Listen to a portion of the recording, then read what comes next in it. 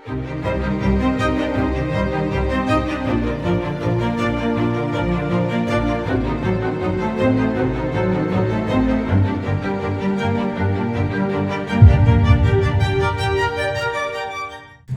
is my final Duke video ever, and to commemorate my graduation, I wanted to go out with a bang and give you the most valuable, most comprehensive college video on the internet. I'm talking interviews with dozens of students, a Duke professor, and even parents. I've toured the entire campus, took a deep dive into our biggest tradition, and most importantly, peeled back the layers to show you the real Duke experience. By the end of this video, you're going to truly understand how it feels to be a student at what I honestly believe is the best university in the world. That being said, this video is over 2 hours long. It's not meant to be watched in one sitting. You can skip around to whatever interests you most. The first part of this video is my own personal journey over the past 4 years. And as I go through this story, know that your journey here can be just as meaningful and unforgettable in a way that's entirely your own. My experience at Duke has been nothing short of wonderful. I've really grown as a person here. I've made some lifelong friends, unforgettable experiences, and I will forever be grateful for my 4 years at Duke, which is kind of ironic because when I was first applying to colleges, Duke was actually one of the last places that I ever wanted to go to. My dream list was basically any Ivy League school, Stanford, and then Duke. I'm from Charlotte, so I really wanted to get out of North Carolina and see the world. But in the end, I got accepted into Dartmouth, waitlisted at a few Ivies, and a likely letter from Duke. That moment marked the very first video on my channel, and also the moment that my eyes opened up. What I had been searching for all along had been a college with amazing academics and an equally amazing social life. And a lot of schools say they have both, but Duke really does. There's no other school with the kind of spirit we have, especially among the top academic schools. We literally tent outside in the cold for basketball tickets. We're a different type of crazy. There's so much that happened during my 4 years at Duke, and I could go on and on, but this video is long enough. So to save time, I'm just gonna touch a few of the moments that were the most meaningful for me. My first day at Duke was really special. It was a day I had been dreaming about for years, and it did not disappoint. The energy on campus was incredible. Everyone wanted to meet each other. We were all so excited, and we were just all learning about our new lives in this college. I met my roommate that day, someone I was randomly paired with through Duke's roommate system, and we're still friends to this day. When I think about my first year at Duke, I think about how much I grew. It was my first time ever living away from my family, so I had to learn how to take care of myself, manage my own meals, my own schedule, and just live independently. Duke was there every step of the way. I felt genuinely encouraged to try new things, meet new people, and explore different academic interests without fear or pressure. One of the best parts that first year was that all the freshmen lived together on East Campus. It created a tight-knit environment where you'd constantly run into other first years, whether in class or in the dorms or just walking around. We even had our own dining hall, Marketplace, which felt warm and inviting. It became the go-to spot at the end of the day where everyone would kind of wind down with friends, and it always kind of felt like a big family dinner. One of the best things about Duke is the community. People here are genuinely supportive because everyone is driven and hardworking. We wouldn't be here if we weren't. But there's also a real sense of kindness and respect. Everyone gets that everyone has insanely hard academics that they have to deal with. So there's no pressure to always be keeping up with the crowd just to keep up and just to party. There's just a really good balance between working hard and playing hard. And in addition to the people, Duke is really good at giving you the resources and opportunities to empower you to do literally whatever you want. In my case, that ended up being studying abroad my entire junior year in Japan. Originally, I had only planned to go for a semester, but halfway through, I decided to extend my stay for the whole year. What's funny is that I made the decision during a time when I was really struggling. I was having a hard time learning language, making friends, and I felt lonely on the other side of the world. But I also knew that this was a once-in-a-lifetime opportunity and that if I could overcome the challenges, I would grow tremendously. So I stayed, and it ended up being one of the best decisions of my life.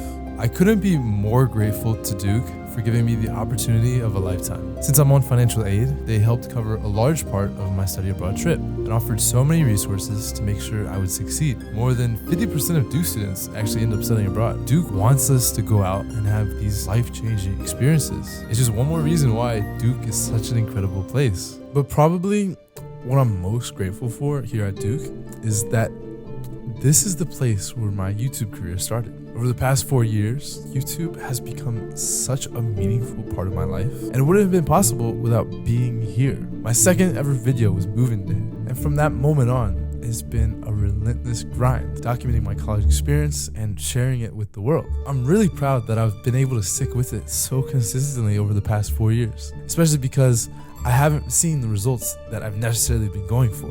When I first started, my goal was to hit 100,000 subscribers by the end of freshman year. Fast forward to now, I'm like just past 8,000 subscribers, so nowhere near that original goal. And even though this journey has taken much longer and will take a lot longer than I originally accounted for, I wouldn't change a thing. YouTube has shaped me in so many ways, and while the grind has not been able to pay the bills as of yet, I've learned that life has a way of working itself out. Because in this next chapter of my life, as I start my career, these skills of personal branding and telling stories is putting me ahead of 99% of the people out there. I've decided to become a real estate agent in Charlotte, North Carolina. It's super exciting because this career is all up to me. There's no salary, it's all commission based. So if I'm bad at my job, I won't make a living and I'm gonna struggle. But if I'm good, really good, the sky's the limit. And when I look at the real estate space right now, especially on YouTube, I genuinely believe that I can take the world by storm and build something no one's ever seen before. So if you want to follow the journey, my new channel is linked in the description. And if you or anyone you know is looking to buy or sell a home in the Charlotte area, my email is down there as well. And that's my little story. I hope you got some value out of it. You won't be seeing much of me for the rest of the video because this is about Duke. I just wanted to come on here, have a moment to say thank you and share what this place has meant to me. I truly put everything I had into this video because I want it to last. My hope is that it stays helpful for the next 10, 15 years. So if you ever see me around, say hi and let me know if you watched the video. That would mean the world to me. So thank you for all the support. You've been such a meaningful part of my life for these past 4 years.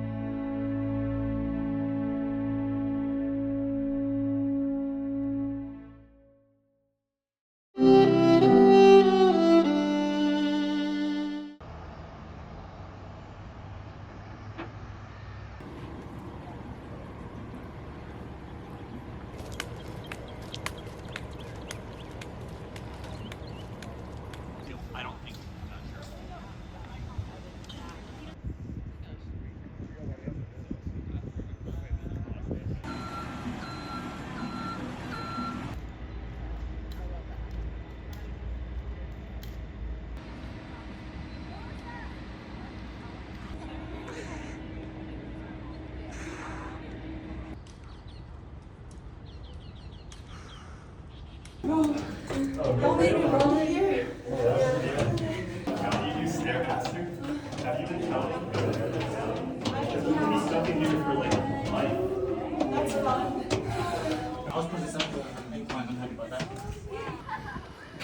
Wow, this is cool. Yeah.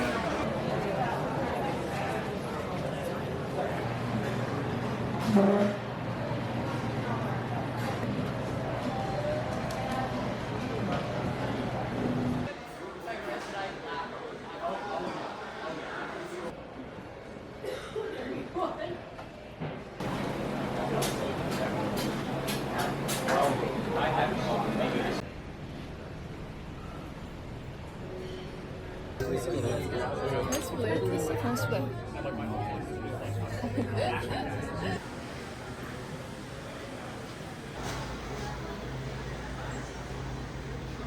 It's time to pick a quarterback and he makes himself good. It really tracks him to Davis Stefanski. Now he has to go in and win the quarterback job.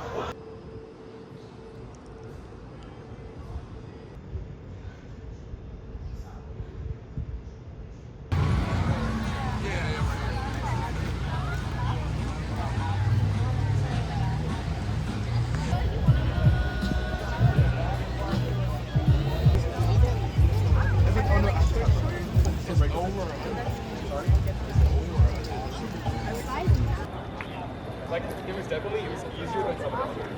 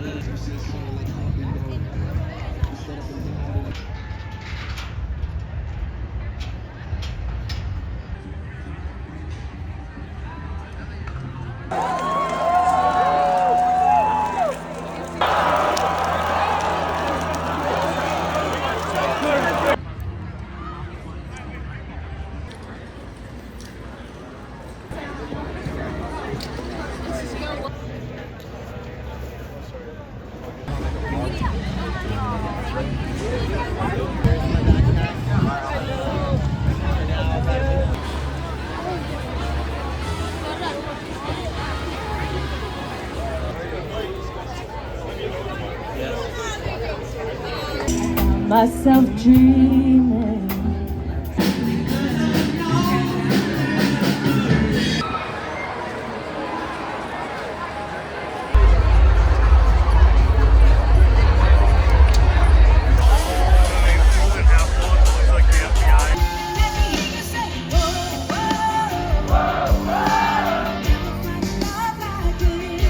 To North Carolina for the first time. I got to play.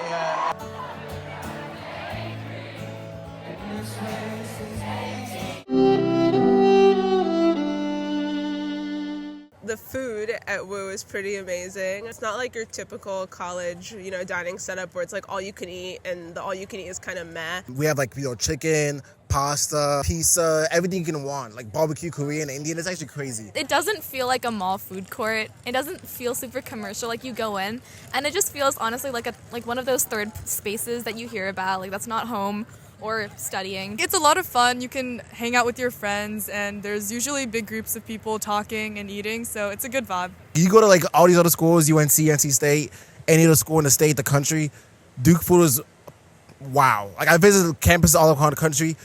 Cali, Harvard, Columbia, Duke food is the best. Food is quite expensive. I think sometimes Duke students joke that food points are fake money, but they are real money. You pay for your food plan and you're double taxed on it. The full meals are usually from $10 to $12. But with food points, it's fake currency, so who cares? I think I also struggle to see it as real money. The average price for a meal is around $11 something, closer to 12. So it's not super crazy, but I think it is. It costs a little bit more. Yeah, I would say the $5 deals have been a lifesaver for me, especially shout out to Kraft's grilled cheese, because you get a whole grilled cheese and a salad for $5. My biggest complaint about Woo, I wish the restaurants changed up their menus more often, like with seasonal dishes. I'd say the portions. The portions again is kind of skimpy, especially at Zone. You go there, you pay $15, but they give you 2 grains of rice, half a piece of chicken. It's actually kind of crazy. I would say seating. It's hard to have seats for everybody on campus, but I think it's very impossible to find somewhere to sit if you're going for lunch. I'm vegetarian, so I don't have as many options, but I was honestly just expecting 2 or 3 options max at, a dining hall, and I feel like I can eat something at every single vendor. I think the most overrated in Woo is Zone. It's kind of like Chipotle bowl style, but I think they're soggy and not always as great as you'd think they will be. Right now, I've been digging Zone a lot. It's Hispanic cuisine, so they have you can get bowls, burritos, whatever you want. It's really good. I'm very basic. I do really like G-Soy and their ginger chicken. I also love the ginger chicken very much. Dang it, I was gonna say G-Soy too. Specifically the ramen. It's very comforting. Most overrated spot has to be ginger and soy. It's cool and all, but there's no reason why the bowl is $16. It's preposterous. My biggest hack. Okay, at Zone, don't get the full bowl. If you're a gym bowl like me, get chicken beans. All you can eat protein, it's $9. Chicken beans. Gassed. Hi, my name is Brianna Garner. I'm a freshman. My major is public policy and global health. And my name's Kennedy Owens. I'm a freshman. I want to major in psychology with a minor in education. My name's Sarthik. I'm a sophomore, and I'm majoring in philosophy. Hello, my name is Tyler. I'm a senior. I'm majoring in stats. My name is Rishabh. I'm a senior, and I'm majoring in bio and CS. I would describe it as very lively. There's a lot of clubs, organizations, Greek life, a lot of things that you can join and people that you can meet. So very much work hard, play hard here. I second that with the work hard, play hard. You honestly just have so many opportunities that you'll be able to take advantage of on Duke's campus. You won't have to really search that hard for them. They're honestly everywhere. I think the social scene at Duke is pretty, It's pretty stratified. I think there's Greek life and then there's not. I'm in Greek life right now, but I just think that compared to other schools, I think Greek life really dominates at Duke specifically. I don't know whether that's for the better or the worse, but yeah, I think that's the case. If you come to Duke University, you don't necessarily need to be in an organization to have a social life. I think relative to other schools, organizations aren't as gatekept as other schools. They tend to gatekeep their parties, stuff like that. But I feel like Duke, if you know people, and since it's such a small school, you'll know someone. And I think, it's not that hard. I think, you don't have to be in an organization to have fun. I'm not in Greek life, but I feel like If you have like a good, tight group of friends, I think it's fine, but similar to what they said. Okay, so I had a little bit of a different experience. I cheer here. So when I first came, my closest friends were my teammates. And as the year went on, I branched further out. I became very close friends with my roommates. I love the random roommate system. And then mainly we became friends with other people and we formed our friend group. And I still hang out with my cheer friends all the time. So it's been very, very fun. And that's kind of how I made friends here at Duke. I made friends here specifically through our orientation week. I met a lot of people there who I'm still close with them today. I think there are like groups or whatever, like of course certain friends stick together, but like the community is just so receptive, and like honestly I think it's easy to kind of interchange in between groups and just, you know, hang with some people one day and hang with some the next day. So yeah, I really think that Duke is really community based. I thought it was super easy to make friends. I think like maybe compared to some of the other like top schools, people are very social at Duke, which is kind of amazing. Also, the like orientation at the beginning of Duke is pretty fantastic. So people are willing to make friends. It's not like people come into Duke with their existing cliques. Everyone's trying to make friends, so it's pretty solid.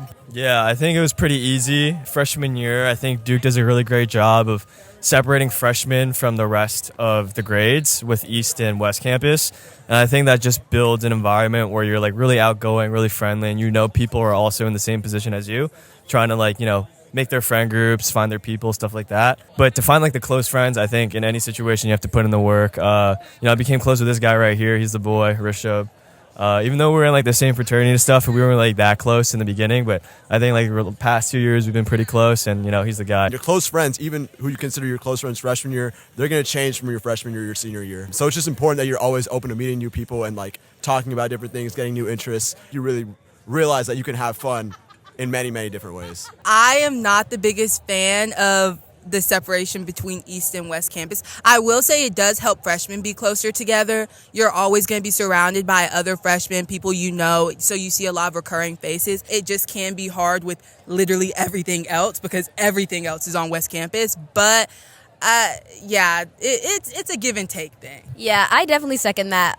East Campus, like the separation is just the toughest part. When majority of your friends, like when they live on East, it's kind of easy. But like when you have like clubs and like other responsibilities on West, it is kind of hard to kind of keep up with that. Parties at Duke. Okay, so if you're going to the main Greek life parties, they can be a little bit exclusive, mostly in the beginning. As you're here longer, you'll know the people who to talk to, who to get the links from and the strings and the bands, et cetera, et cetera. It can be a lot more of a process. And then we love good old Kemp. So they're big parties, but they can be a bit of a process to get to and get all the necessary things for. The parties can range from big to small. Like there's like late nights where it's more like exclusive, you just invite close friends, and then there's like the big like tent parties, like barn parties where like I think this is like specific to Duke, but like Duke frats for some reason just love to like host parties in a random field in the middle of nowhere, like 30 minutes out from campus,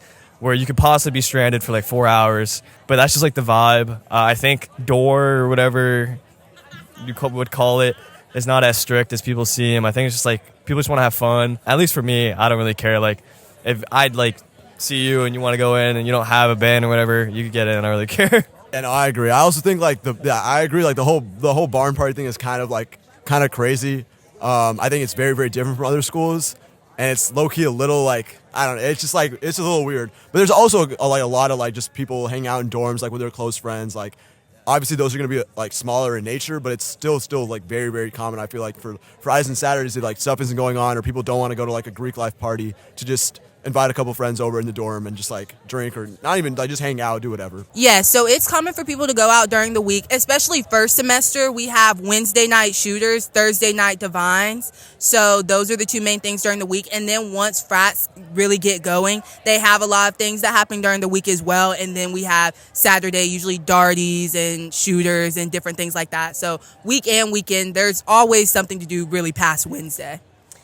Yeah, during the weekdays, like I always like hear some like music in the neighboring dorms and stuff. So yeah, the social life on the weekdays is actually like really prevalent here. That definitely changes throughout college, specifically on your schedule. A lot of people might have an easier semester, might have a harder semester, and it might enable them to go out over the week more. Also depends on your friends Like if your friends around you are all free, like some people will just go out, like if it's like a celebration or something. So I think it varies, but I think like Duke has a good like opportunity of being near like Raleigh and Chapel Hill too to like go out on the week if you want to or if you have nothing else to do. Yeah, I don't know. I became a homebody like recently. Not recently, for a bit. I think going out was like a freshman year, sophomore thing. And then junior, senior year, I mean, no, I can't lie. Junior year, I went out a good amount. But like senior year, like you kind of like slow down and stuff. But there is opportunity. You just got to look for it. Like, I feel like it's easy at Duke to just like sit around and act like nothing's going on. But like, there's always things going on. You just have to like search for it and find people who are also doing the same thing and want to go out. I think it varies just depending on who you're friends with. I mean, I know people who don't go out at all, and then I also know people who are going out like every single day. So I think from freshman to senior year, like again, I think like because of like the kind of Greek life presence at Duke, I think freshman year, like you kind of are enamored by like all these like frat parties and things like that. Now as a senior, like it's a lot more like kind of like what they said before, like you find your like close friends, you have a tight knit group, and like sometimes you'll go out with them, sometimes you go out with other people, but like you really always like if there's always like people to fall back on, like regardless of the social scene. I think you really realize that you can have fun in many, many different ways. I think like this is not unique to Duke, but just in general, freshman, sophomore year, you tend to go out the most. That's when you're most involved in your organizations. A lot of organizations' leadership and activity comes from the underclassmen. Once you're like a junior and senior, I think you kind of like settle down a little bit. Just like hang out with your close group of friends, not really like meeting random people every weekend. I think that's like an underclassman type of thing. But yeah, just kind of mellow down and prepare yourself for the real world and just like hang with friends that, you know, are close to you. I don't drink or party that much, and I like to think I have a fun time, so. I don't really drink. I kind of party. You can have fun, man. Yeah. Have fun sober.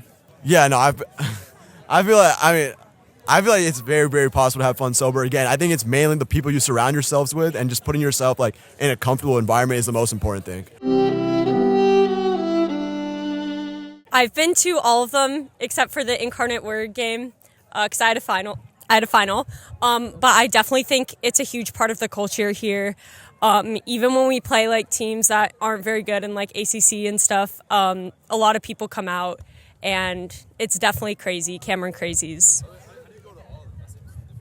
I'm going to be honest, I usually do walk-up line for most of them, and I'm still, so like that's just 2 hours before, and I'm still able to get in, usually like front row, more towards the corner, but it's still like a good view. I would say I go about to like half of the games. The student section amount of the game is always full though. There's always good energy. The best game was like Auburn, I think, besides UNC. Like everyone was tenting for that, and it was just like the night before, but like everyone was out. They were giving us like hot cocoa pizza. It was really fun. I've also been to the majority of the games. I really love I really love Duke basketball. I think it's a great way to bring the community together, and I do think like a lot of the students make an effort to come. I think definitely like around the UNC game, like the atmosphere is like really crazy. Like people just like I know some friends who skipped classes just to get in line for like Gothic Grill or like start like tenting and stuff like that. So I think the atmosphere really shifts around like big games like that. Yeah, I would say that overall like the energy on game day around the campus is definitely elevated. Even in, I mean, this game is a little bit bigger than most, but I feel like it's just more of like everything feels more connected, and people are always outside and hanging out in K-ville even when it's not such a big game. So I feel like overall it's definitely more of an exciting time. And yeah, for bigger games like the UNC game, I know people were hyping that up obviously for weeks, and everyone was like, oh my gosh, it's like Christmas morning when the actual game day was going on, and there was tailgates and big things. So I definitely think the overall atmosphere of campus is just like uplifted when it's game day, which is really fun. My chem professor literally like schedules our exams just so that like it's not during like Duke UNC. So like our exam was like a week later than it was supposed to be. I think also like the professors are really like aware of the games. So like I remember for the Auburn game, one of my friends had a class that ended like right before doors opened, but they let him go like 30 minutes early so that he could make it into the game. So they're pretty like cognizant of that. No.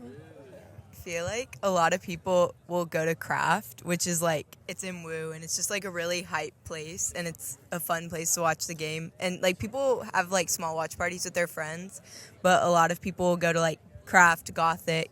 Yeah, I agree. I remember early in the season when we played Arizona, and they were supposed to be really good, and it was like a rivalry game.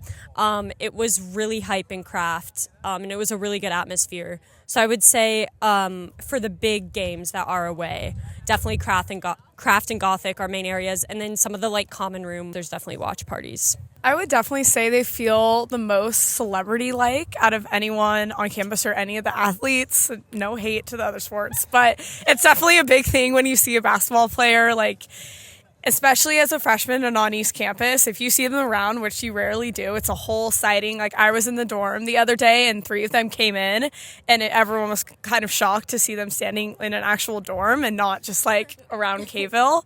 So I definitely feel like, at least in my opinion, they're kind of celebrity-esque, and some more than others, like Cooper Flagg. Obviously, no one ever sees him, so he's a big sight. But then some of them, like maybe Stanley, we see him around a little more often, so it kind of depends. But I would say they're kind of campus celebrities for sure. I've seen a couple of them in Chipotle a few times, so like that, like you can't really like talk to them much there. They're just like getting their food, so like that's pretty cool. Yeah, like she's saying, a lot of the more popular players just kind of like, whoa, like they're right here.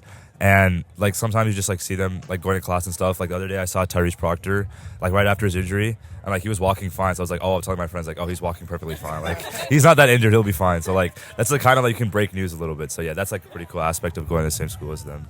Yeah, I think it also definitely depends on the player, like if they're more outgoing or not. Some of them are kind of quiet, and some of them like will talk to you and things like that. But definitely like as a freshman on East Campus, whenever I see like Kaman or Khan, I never see Cooper either. But it's like kind of like, whoa, like say hi to them, whatever. So yeah. I think it will stick with me for the rest of my life because I came into Duke being a huge basketball fan, and then like obviously getting into Duke and coming to Duke just like elevated that to a whole other level. And I really like love Duke basketball. I love watching like videos of old Duke basketball players.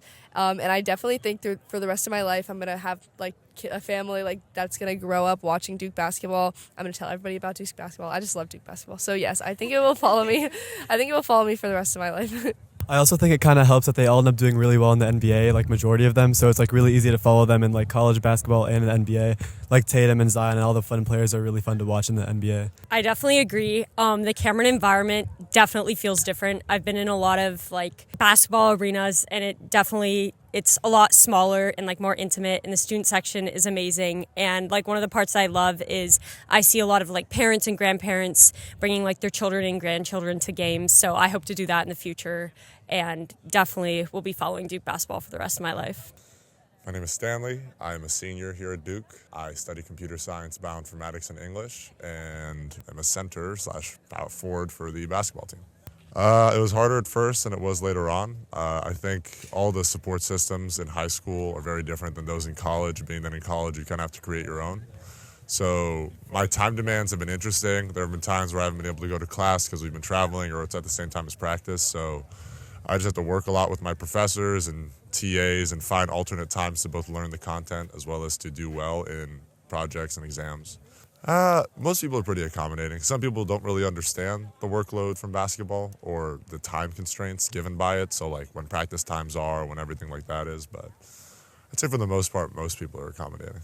Typical day, wake up, 8:30, class. The class is at 8:30, not the wake up. Get breakfast, class at 10:05, class 11:45. That may be meetings and or other stuff because I do some work in a lab here as well. And then practice is at 2-ish, but I got to show up a little bit earlier. I'll probably be in the facility up until like 5 or 6, and then after that, dinner and then homework. Well, I think that it comes with its own set of struggles, like suffering to an extent is relative. I think that in general, the biggest misconception is the idealization behind it. It's the same thing that you've heard all the time for years from everybody, but people are people. As long as you treat them like people with empathy, everyone's pretty similar, just with different experiences. And I think that's the same for a Duke basketball player, any other kind of athlete or whatever you're doing at Duke. As long as you treat that with respect and you treat people like people, people are pretty similar. I mean, different people act in different ways. You certainly have people who are more fanatical, so they're fans of the game and they're fans of the team. So those conversations are very different from the people who either don't care as much, who care more about me as a person, like my closest friends, which I've been lucky and also like I've taken initiative to have and find. And also, what's the student's background? Are they also an athlete? Are they working in labs most of the time? Are they STEM? Are they humanities? A lot of different things there. Actually, last weekend, I got to check in at MSG, playing against Illinois.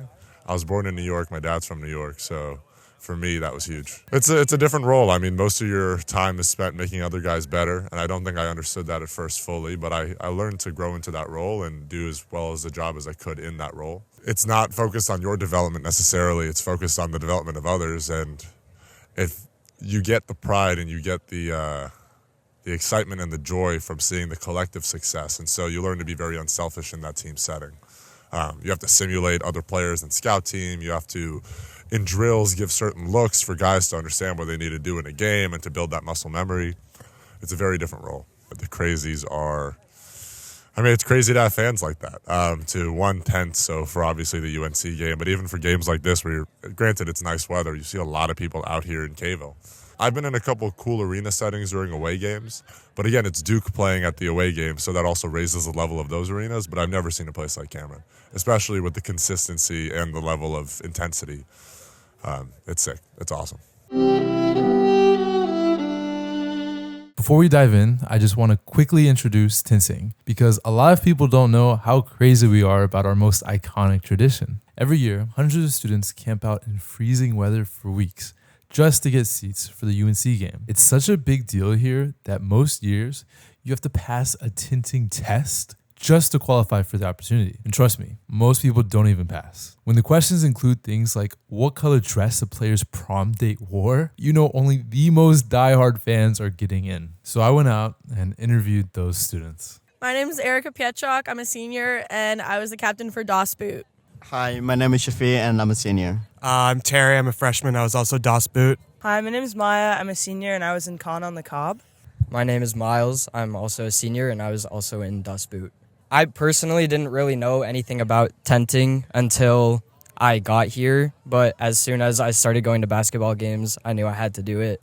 It's just the quintessential Duke experience. Basketball is why I came to Duke, so I knew from day one I was going to be a tenter. I grew up a basketball fan, but not for Duke. My first Duke basketball game was during the tenting process. I think Eric actually got me into it, and then from the first game, I think it was against Miami, I was just hooked. I did not tent.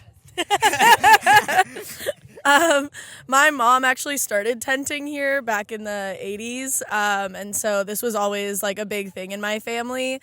So coming to Duke, I knew I really wanted to tent all 4 years, and I'm really thankful that I got to do that.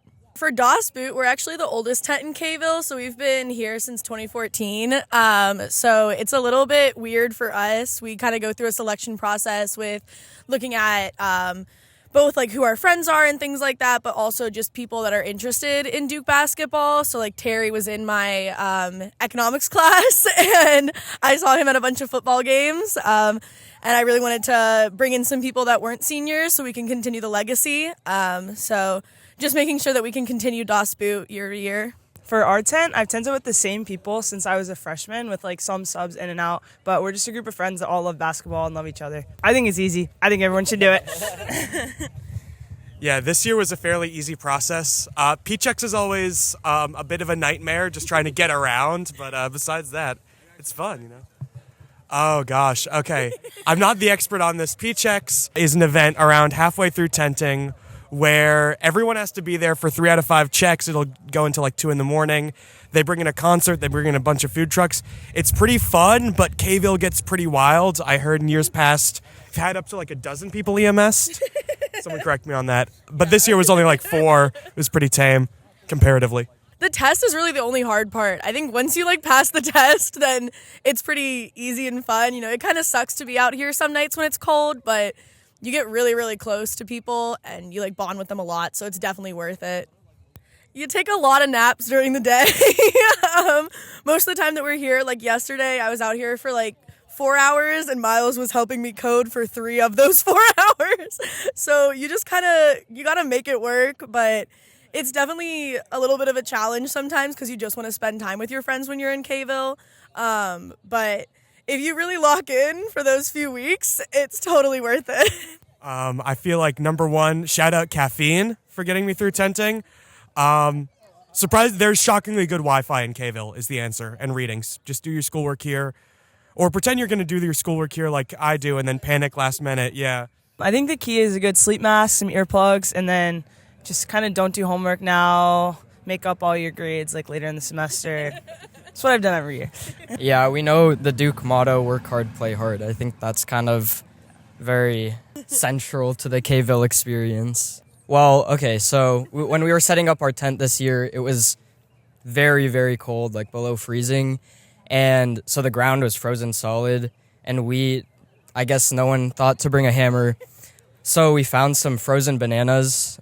They were very frozen. And that was what we used to hammer the stakes into the ground. Every year my tent does like bedtime stories, so we choose a book and we read them out loud, and it's always really funny. I think probably my favorite memory was one night we all just talked about like the most random dreams that we had and like nightmares and like vivid dreams and we all just went around sharing them.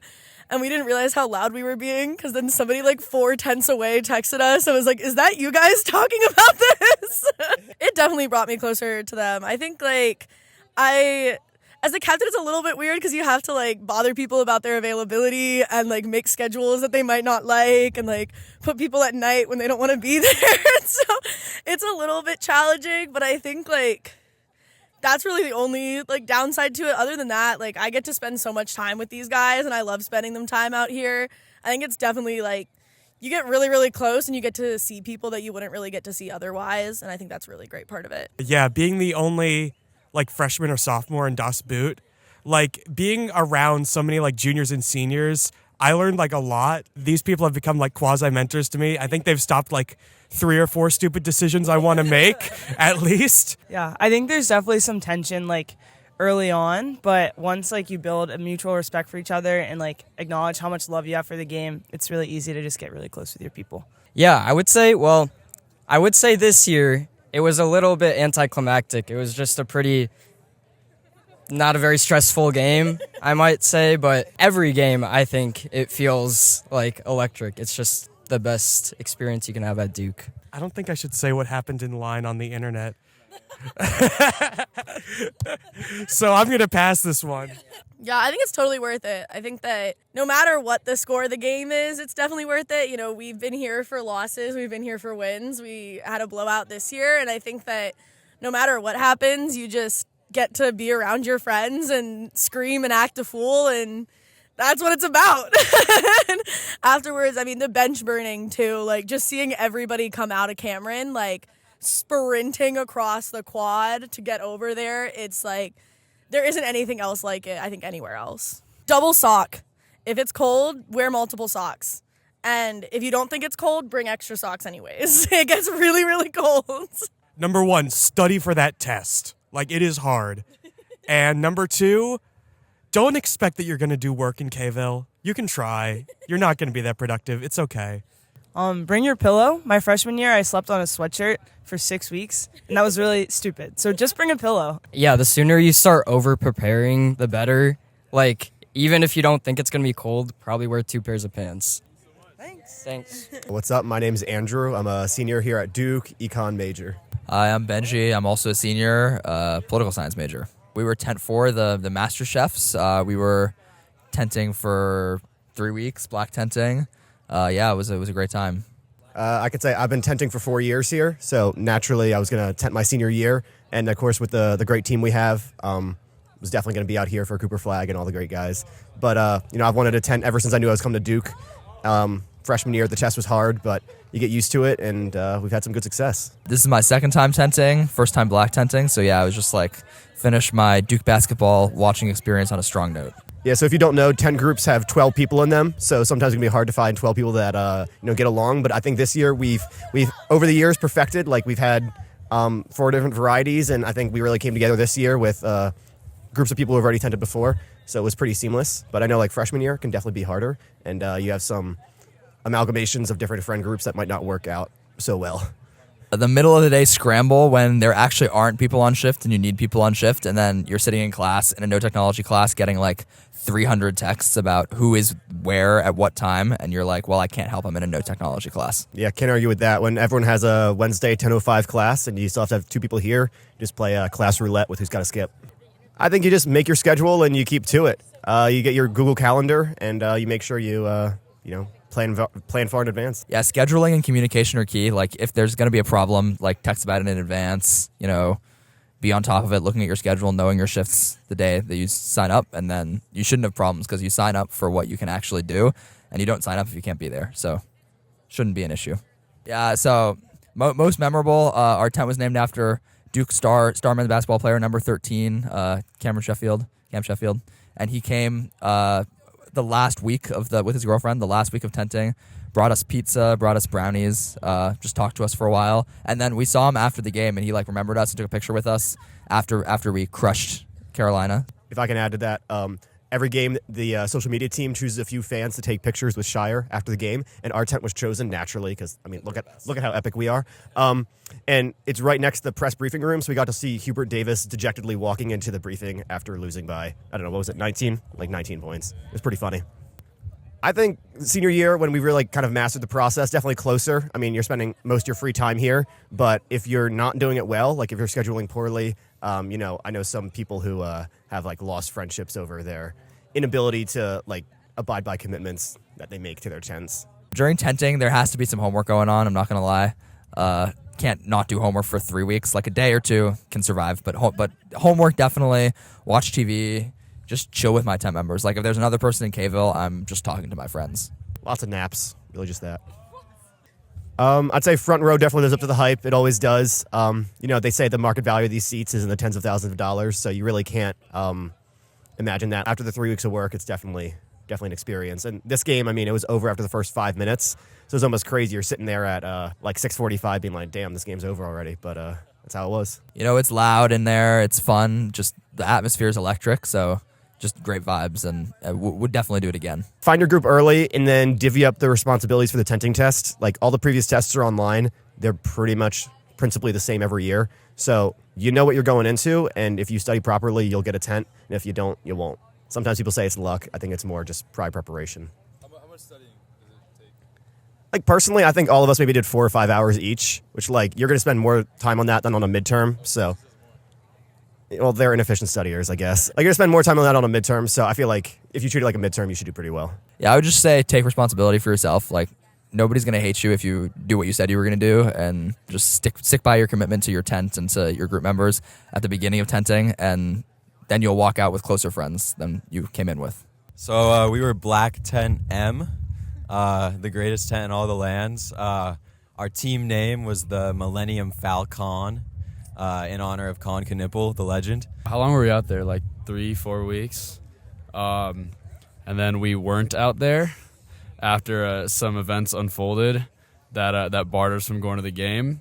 So we're very sad about that, but we very much enjoyed the Black Tent experience. So we passed the black tenting test with actually a very good score. We did the whole black tenting process, the whole blue tenting process.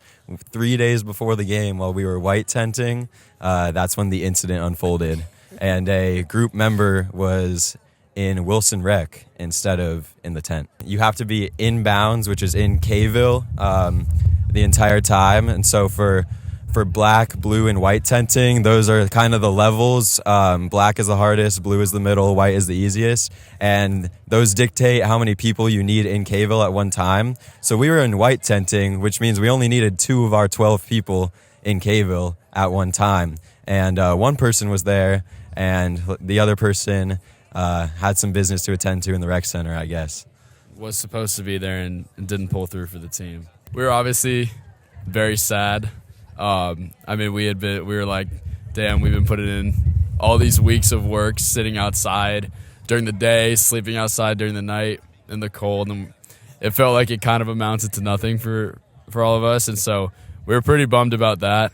But at the same time, we know that we're lucky to be freshmen, and to pass the test as freshmen, be able to survive the process as freshmen when all these people that are, I feel like the vast majority of the people in Kvo have like either like done this before or are just super experienced in tenting in general. And so we know we have 3 more years. Obviously this was a really, really good year and we would have loved to be at the game. But we've got 3 more years. And so you kind of got to look on the bright side when stuff like this happens. I would honestly say that like at the beginning I was super frustrated about not being able to actually go to the UNC game, but then I kind of remembered that the whole process of tenting was the experience and I would do it all over again. I think we would all say it brought us closer together.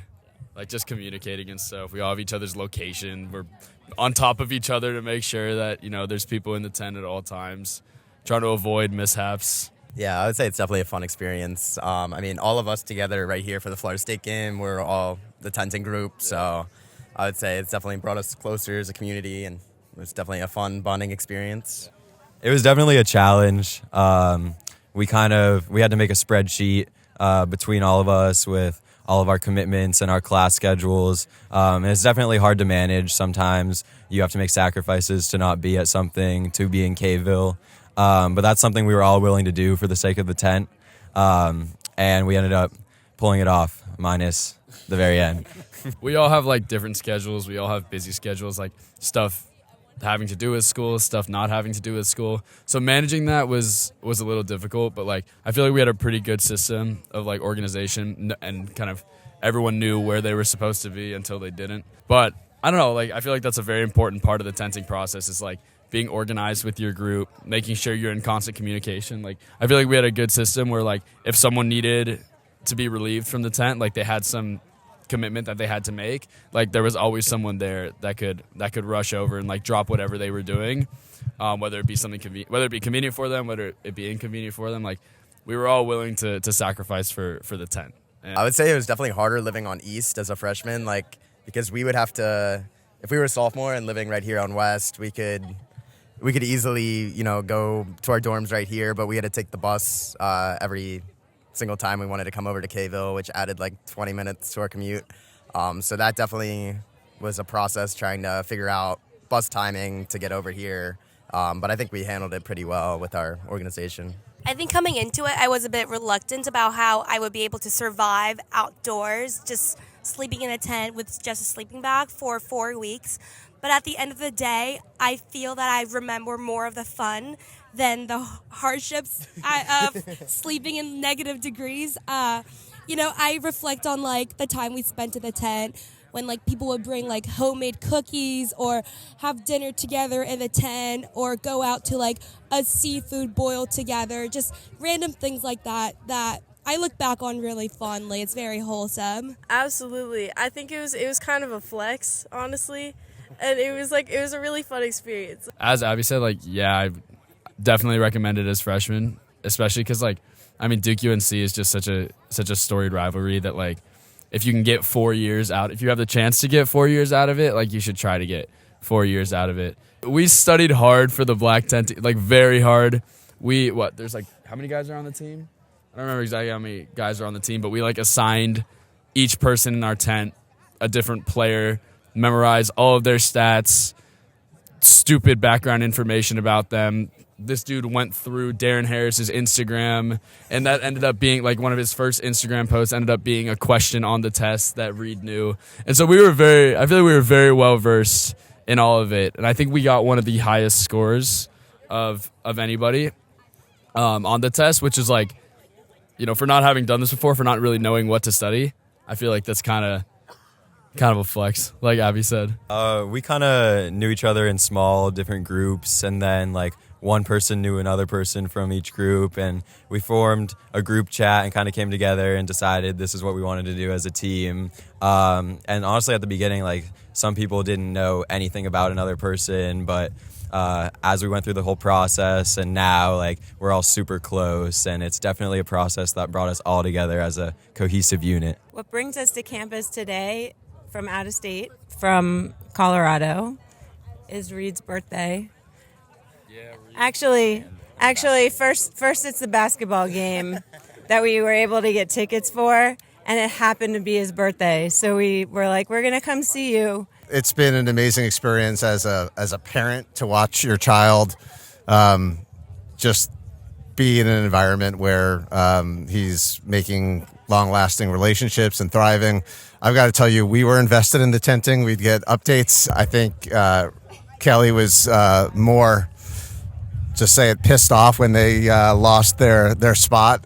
She was ready to come down here and just throw down. So, but it's an amazing experience as a parent to watch your kid just be where they're supposed to be. Bring cardboard. We did not know. And insulated tarps, cardboard.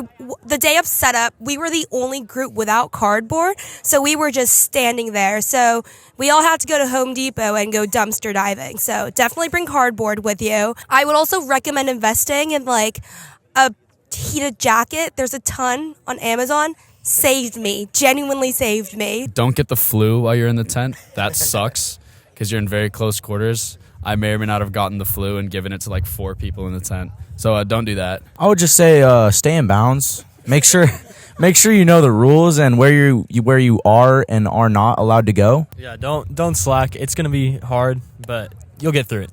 I'm Arthur. I'm currently a junior here at Duke. I'm from São Paulo, Brazil, and I major in economics and Japanese. Well, I'm Pedro. I'm a senior from Brazil as well. We went to the same high school, and I'm majoring in electrical computer engineering, computer science, economics with a minor in math. We were Flex Tent 108. I can explain what that is, but we were the Dark Conites. All Brazilians. Yeah, pretty much all Brazilians then. Yeah, I mean, we're trying to seize the large undergraduate quorum that Brazil has, and I don't think there's ever been a Brazil-only tent. So there are 100 tents that are guaranteed a spot in the Duke UNC game. And in case, because there's some variability with how many people they can squeeze in, there are 30 additional tents that may or may not get into the game. The full tenting period this year was 3 weeks, but as a flex, we only did it for 1 week. 1 week, roughly. So it was very, mild compared to the average tenting experience. And you get a spot in that via a scavenger hunt. There were 4 spots around campus. It was snowing very heavily. Yes. It was some random Tuesday, I think. And we got to they posted clues on Instagram and we were just running to find them. And we were on aggregate the 8th best placer, so we got the 8th spot. So for the original test that we had to take, there were 2,500 people taking the exam, and I feel like for the Race to the Secret Spot, there were easily 1,000 people running around campus and trying to find the places, and it didn't even take 6 or 7 minutes for us to find all of them. So yeah, you can talk about our... Yeah, so we had a very detailed meeting before to organize where each of the 12 members of the tent would be placed around campus. And we also had an intel group that was on a call with us. Yes. that helped us try to figure out the spots. And then we were talking very uncoordinatedly and then just ran everywhere. You just yeah, and then I think we found all spots within 10 minutes, as Arthur said. And we finished, we got our placement in each spot within 21. Yeah, so it was very fast. For us, people from Brazil, we get cold. So during the night, you get grace periods when it gets below freezing. But at freezing for Brazil is very cold. So sleeping on the tent some nights was very cold. But I mean, it is what it is. It was so awesome, man. It was 100% better than I expected. It is really, really packed. Even if you compare to the home games that we have, they need to be standing a little bit diagonally. No, for the UNC game, you had to stand sideways. And we had, since we were flex tent, we were a little bit behind, but we were able to watch the game, and it was so fun. Thankfully, we were relatively tall, so that got us to watch the game. I feel like it was awesome. The atmosphere was undescribable, but it was too easy of a game, unfortunately. Yeah, this year it was just way too easy. First half, the game was over, so absolutely, I would tent again. Yes. Hi, I'm Candace Watts-Smith. I am professor of political science. I'm a faculty in residence in Southgate, and I am a triple Dookie. When I ask students a question like that, one word that they use is transformative. Students come to Duke, they are really interested in big questions: climate, inequality, finance, engineering, creating things, arts, humanities, and there's something for everybody. They get to major in all sorts of things or even make their own major through Program 2 and just get to create a path for themselves that aligns their values and their interests and their goals. Ooh, yeah. I think that the most challenging things that people find academically are, one, that they want to do a lot when all you need is one major and 34 classes to graduate. I think that people have a lot of choices, but I think that if you just focus on the thing that you love, you won't have as hard of a choice. And I think the third challenge is that college is very different than high school. And so you have to learn how to learn in college, but we have tons of resources for that. Once you get over that hump, I think most of our students are good to go. Somehow, miraculously, they just do it. Work hard, play hard is a kind of background mantra at Duke. I think people really lean into that. If you see people at Kville, you see them studying. If you see them in the library, you see them smiling. Duke students have a way of just kind of mixing and matching it as they move along. Yeah, I think they do it really well. Okay, so one thing that you have to know about a Duke professor is that, like everybody else, they like free food. And we have a program called Flunch. And so you sign up for Flunch, you ask a professor to lunch, and they will say yes. I've never met a person who says no because it's kind of an honor to be asked. That's like one easy way to develop a relationship with a faculty member. Other students get into labs, they do research, they go to office hours. I could go on, but I would say that most students here have a faculty member, at least one, that they can turn to. And my goal as the Vice Provost for Undergraduate Education is for every single student to have a person like that in their lives. And I think Flunch is a great way to start one of those relationships. I think that Duke students tend to have a very high standard for themselves, and that they have a misunderstanding that if they don't have something groundbreaking to say, that they don't have anything to contribute.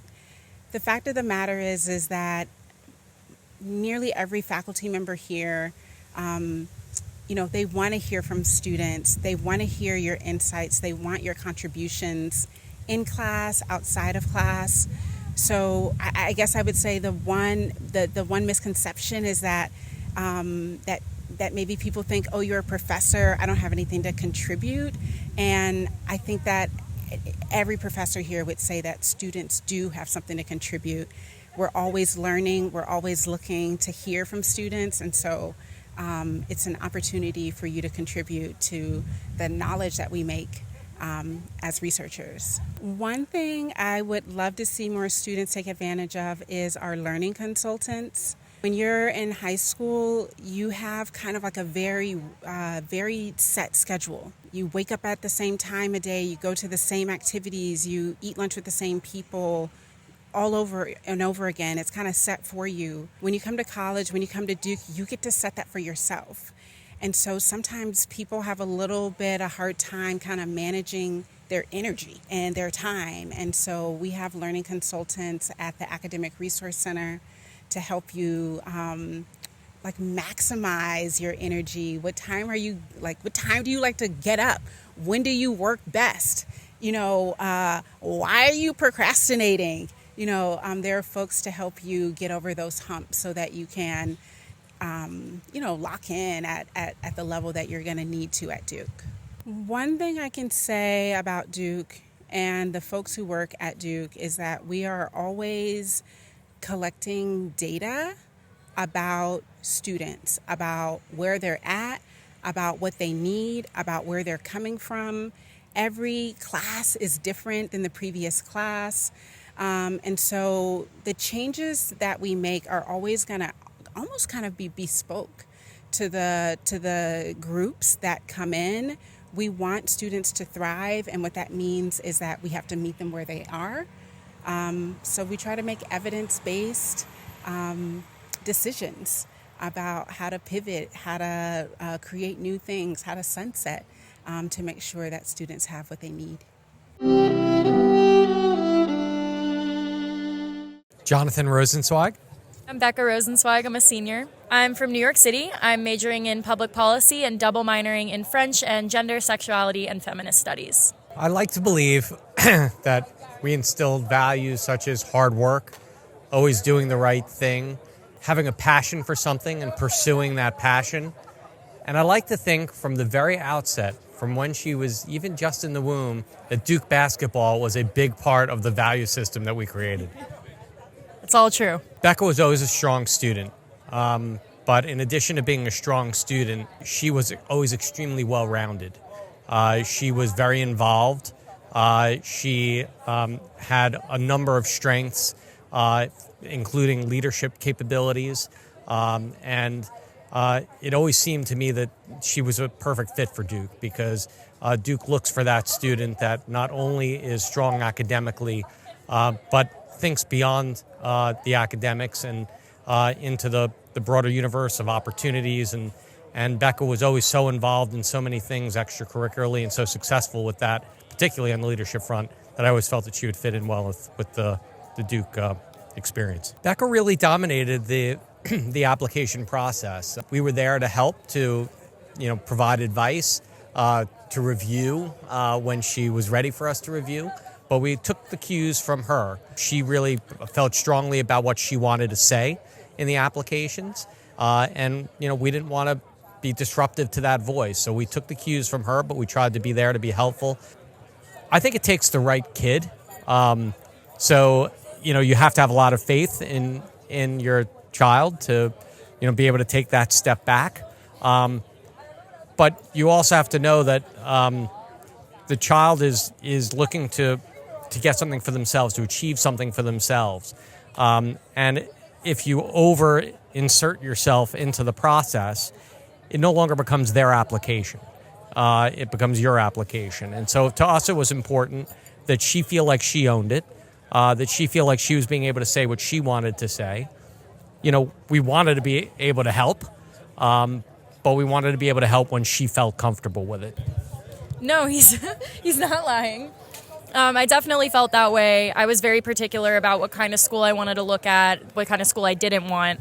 And I needed that independence to be able to feel like I was in control and that I wasn't just, doing what my parents were pushing me to do. So I really appreciated having that independence. It was definitely a really challenging process. Figuring out the kind of story you want to tell, I found to be really difficult. But I appreciated the support that I got.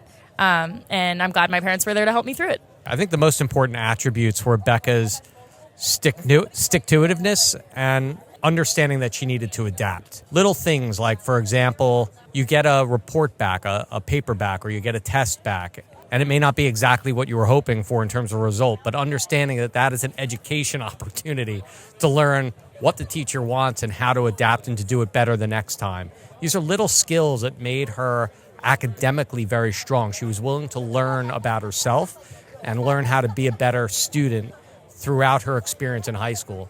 I think the other thing was that willingness to try different things and to go outside the box and try things that may have been uncomfortable and explore to see what she's good at. And ultimately, she did find some things that she was exceedingly good at. I don't even think she realized she was going to be good at them. But it ended up becoming valuable because those activities that she became involved with and the skills that she developed through them helped her to create a package. And when you're applying to a school like Duke, one of the things that's very important is to present yourself as a package, that your extracurriculars line up with your academic profile, line up with your interests that you express, and all that shows that there's a strength of package to all of it. I would say willingness to push yourself. I took some courses in high school that were definitely more challenging and it wasn't just sitting back and getting A's. It required a lot of work and just being willing to push through and really take on that challenge instead of shying away from it. As early as you can, think about the package. work with your child to understand what their passions are, what their interests are. Make sure it's coming from them. Don't try to impose your will on them, but understand what their interests and passions are. And as part of that, make sure that the academic profile and the extracurriculars and the interests all align together to form a package. A lot of times, parents, schools, students, they wait until it's too late in the process to try to formulate that. The earlier you can do that, the better. I mean, it was incredible. I felt like throughout all of high school, I was really working towards that goal. I had always known that Duke was a place I wanted to be. For me, it just had everything I wanted in a university, really strong academics first and foremost, but also great athletics, a great social life, beautiful weather, beautiful campus. And so I was just thrilled, and I really just felt validated, like all my hard work in high school had paid off. I'm Kelly Schoenfeld from Colorado, and this is my son Reed. He's a freshman here at Duke. And I'm Brad Schoenfeld. I would say that, first of all, most of them were instilled by his mom. I'll give her 97% of the credit. I think the biggest thing is just working hard. If you work hard and really just put all your efforts into things, good things will come. If it didn't end up being at Duke, I'm sure it would have been something still wonderful. If he had a goal, it was like, I'm going to do this. And I don't think that's something you actually teach your kid. I think we were very involved in knowing what he was doing and what he needed to do. But when it came to writing applications and writing essays, we weren't saying, you have to do this and you have to do that. And, you know, we'd proofread, we'd help, we'd be involved, but they were his words, and I think that's what came across in it. It wasn't a parent writing his essays. It was really allowing him to do that on his own, but to be there for support. I think he did a good job of putting pressure on himself. There were actually times that I would say, I think you should take a lot of pressure off yourself. I think that was the hardest part for me was, you know, I want you to do well, but don't overly put pressure on yourself. I think our job was just to say, look, if this is what your goal is, here's probably what it's going to take. And then it's up to you to decide whether or not you want to do it. And if you don't want to do it, that's okay. But obviously, if you do want to do it, there's a lot of, you know, hard work and effort. Yeah, I'd also just say my advice for all the people going through the applications right now is just to buy into it. Like, obviously, it can be a long and grueling process. And I know for me, there were definitely a lot of hard moments. I was actually deferred early decision. And so waiting all those months, regular decision, and getting all my decisions from the other schools during that time, it was super stressful. It was definitely one of the hardest things I've ever had to go through. The whole process is a grueling process. There's a lot of ups and downs, and probably more downs than ups. I think as parents also, you need to realize that you may have a dream school that you want your child to get into and they may not, and you need to just be supportive, and you can't let even your frustrations, you know, bleed into your child's. With every acceptance, whatever school it was a fantastic thing, and realized and tried to show him that Duke wasn't the only option, because we didn't know if it would pan out. So just need to be supportive and be there for the emotional roller coaster that it is. It was a regular decision, 4.1%, and chances are you're not getting in. And he really started to think, okay, what are the other schools that I got in? Can I see myself there? And you really kind of have to focus on, yes, you can hone in on a school, and that could technically be your dream school, but to just kind of get away from that thinking, and as a parent, stop putting the pressure on your kid of saying, oh, this is his dream school, this is where he wants to be, because in reality, there are many schools that your kid will fit in, will thrive. I would just say I think he has embraced Duke. He is working hard, but also playing hard. He's made some great friends in a really short period of time that you can already see that they're meaningful relationships that are going to last throughout his college experience and probably beyond. He's had to deal with, adversity in terms of, your child's, high school could be hard. College is even harder. You always worry about your kid, but in all honesty, we're not that worried. He keeps us informed, and at the end of the day, we know that he always used to tell me, he's like, I got it, and I know he's got it. I think he's also using the resources that are here. In his Why Duke essay, he mentioned being a part of the sports analytics club, and he's doing it. Like from the get-go, he reached out, he's a part of it. He wants to be president by the time he's a senior. He's already, met with the president and started to get close to him, and really is looking towards his future here at Duke and in that club, and just doing what he said that he wanted to do. Like, he said he wanted to tent. He did. I mean, it ended up that, he didn't get to go to the game, but he has 3 more years, and, he's doing what he intended on doing with Duke specifically. Hi, my name's Ariella. My major is neuroscience, and I'm from New York. I'm Celia. My major is biology, and I'm from Texas. I'm Gigi. I'm majoring in computer science, and I'm from New York. I'm Natalie. I'm majoring in econ, and I'm from Maryland. I think my high school GPA was like 4.4. My ACT score was a 35. My school didn't have like APs, so unweighted GPA was like a 3.8, I think. And my ACT score was a 35. Ours were also unweighted. I think I had like a 4.0, and then my ACT score was 35. We had like on a 100 scale, unweighted it was a 98, but I didn't submit my test score. And I don't think it played that much of a role, honestly. I think my extracurriculars were more of the reason. Yeah, I took a lot of APs. I took, I think, 13 total. Mostly A's, yeah. And I think those helped me a lot. I took 4 APs, and I got A's in them. My school didn't have APs. We had honors classes, and I took all the honors classes we had, and I performed well in them. A's, A minuses. I couldn't take APs till my junior year, but I took 8, and I got A's or A pluses in all of them. At my high school, I was the varsity captain of our tennis team, and I played varsity sports all 3 seasons. I was also the leader of the Girls Who Code Club, Science Club, a Asian diversity club. Outside of school, I think the biggest thing for me, I was like a coding ambassador, and then also an ambassador at the Holocaust Museum, which I wrote one of my essays about my experience as an ambassador. In school, I also played 3 seasons of varsity sports, and was captain of my soccer team, as well as the head of our athletic committee club. And I think a lot of what I focused on in my application was about how important sports was to me, and just being a team player. I went to a Catholic school, so I was the head of our campus ministry club, and then our retreat club.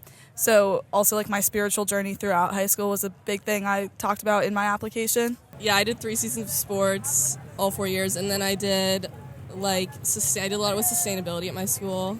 There was a sustainability council. There was a coalition thing that I did. And then I did stuff with the freshmen. I was an ambassador for my school. And then I'd say the biggest thing was I did a semester program in the Bahamas, and that focused a lot on marine research and stuff, which is what I based a lot of my application off of. I guess my biggest thing was in freshman year I founded a podcast, which I did for all 4 years. So that's what I wrote my main essay about, and weaved it in throughout all of my essays. And then I also wrote a book based on my podcast. So that was another thing that I based a lot of my essays on. And it was all really based on curiosity and how I wanted to explore the world by talking to different people and writing about it. I did a lot of research. I looked at the classes that Duke offered, the clubs, and then I sort of looked at how they aligned with my interests and everything I did with my podcast and how I spoke to others and what I learned about through the podcast with other people. And then I sort of wrote about how my interests would align with some things that Duke offered and some niche clubs that they had. Duke is one of the only private universities that has marine majors and stuff like that, so I talked a lot about that. Kind of the similar thing, just looked at really niche things on the Duke website and kind of pinpointed them, and I guess, related them to what I did in high school and like what my interests are and like what I see my interests growing into. I talked about Duke's interdisciplinary approach to learning by like bringing in like the certificates, and then I also touched on Duke specific programs like Duke Engage, Bass Connections, and like studying abroad. I had an interview, and I think the interview went really well. It was super casual. She was a mother that lived in New York City, so where I lived, we kind of just talked about just like random stuff in New York City, and I feel like it was more personality based. She was just trying to get to know me as a person, and I thought it was really nice. Yeah, mine was on Zoom, and we literally talked about his kids. Mine was also really, casual. Mine was a Duke law student, so we talked a lot about just my interests, and also she wanted to get to know me, so very personality based also. The two teachers that I chose in my school, I felt like I really knew and like I had a personal relationship with. And then also what I think played a role was like my recommendation outside of school, because I did research, so then I asked like the researcher that I worked with. I just, picked the two teachers I was closest with, but then I picked one from like a science field, and then one was my English teacher. One of the teachers I chose was also like the club moderator of like the club I ran. The other teacher I chose was actually like one of the classes I was doing the worst in, but he had me for 2 years, and like I feel like I worked my hardest in that class because I wasn't doing as well. So I thought that was like exemplary of like how hard I did work. I got like a B+ in the class, which was like my worst grade that I got overall in high school. It was French too, and I'm like, they had nothing written on my application about foreign languages, so I don't know if that was helpful or not. Yeah, I chose two teachers who I was really close with. I chose my math teacher because I had him for 2 years and knew him very well, but also because like I've been a strong math student. And then I chose my history A-push teacher because I also knew him really well. I'm Jada Campy. I am from Long Island, New York, and I'm intending to major in biology and global health and minor in music. Hi, I'm Alexis. I'm from Virginia Beach area, and I'm thinking about doing stats and political science. So my high school was weird. We were like merged with a STEM school that did weighting a little bit differently, but I had a 4.0 unweighted and then a 4.76, I think, weighted, but that's because the other school did like on a 5.0 scale. I did ACT. I did 34 super score. Our school did it out of a 100-point system, so we didn't do 4.0. But unweighted, I had 100 and weighted 106. And on the SAT, I got a 1520. Yeah, I took 13 AP courses. Because of the STEM school, some of mine were like dual enrolled through that. So I did APs for like all mine.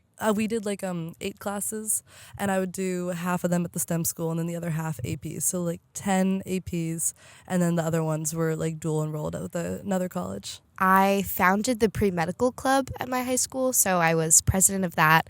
I was president of DECA. And I was president of the Music Honor Society. So I did a lot of like music in my high school. I was in our select chorale, jazz band, and orchestra. I was really into like women in STEM initiatives and stuff. So we ran the Girls Who Code program for my area, and we would do like monthly, weekly coding camps for like 100 kids at a time, which was really cool, and I loved doing it. And then I interned for NASA for a little bit doing research there, and then worked for Bank of America for summer. So plug for the Bank of America Student Leaders Program. So Bank of America is it's a high school program you apply for. It's more political science focused, but they basically pay you to work for a nonprofit over the summer. And so I ended up working in a museum, which was really cool, and I got to explore like a whole area I never would have otherwise gone into. And then NASA was really cool because we were located near the Virginia branch for NASA Langley Air Force base, which is really cool. So I got to do like machine learning research there, kind of looking at like drone regulations and stuff. So the ones I touched on were more of like my high school extracurriculars, like within school. I think more for my application, I focused on who I am, like as a broader person. So like I ride motorcycles with my family, and I started this.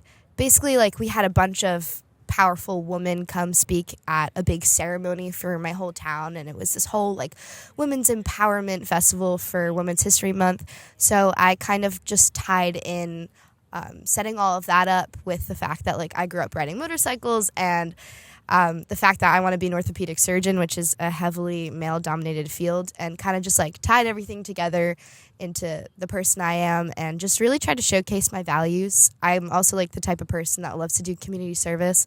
So a lot of the things I did in high school were based on helping others. And I tried to just make sure that that genuine care for helping other people came through in my application. I also think that there's this big stress when it comes to applications about having like a brand for yourself. Like you're interested in pre-med, all of your activities are pre-med, and everything kind of focuses around that. And I think that one thing that I kind of found was Duke really wants to see people who are like restless and interested in just a huge variety of areas. So like it's good to have hugely different activities from, I mean, riding motorcycles to singing in choirs and all of those things. But then like finding a way to like tie it all together into like who you are. So I think in my case, I talked about a lot in my personal statement growing up military, and how like moving every 2 years kind of forces you to like reinvent yourself at every stage, and like tying in together all the different extracurriculars I did and like which stages of my life they emerged from, how they like made up who I was and like who I wanted to be at Duke. I did like all of the research on Duke, but I really was just trying to find out what niche things they have here that like stood out to me in particular, to like the things that I care about. So I just tried to pack it with as much as I could, and I talked about like how since I love to sing, like I want to join a cappella, and like since I want to work with like kids and hopefully like pediatric surgery, like I want to go into Camp Kesem, which is like a club they have here where you work with kids who have cancer over the summer, and like they have a podcasting club for Operation Climate, which talks about like environmental justice. And I kind of just like tried to hit all of the different things that I like, and I was like, oh, I want to do all of this, and I don't know, I guess that worked. I'm not gonna lie, I'm a really bad person to ask. My parents met freshman year at Duke and got married in the chapel, so I think a lot of mine was just talking about how I like grew up watching basketball games, and like getting an idea of like the character of Duke, and it was just like a place I'd always aspired to go.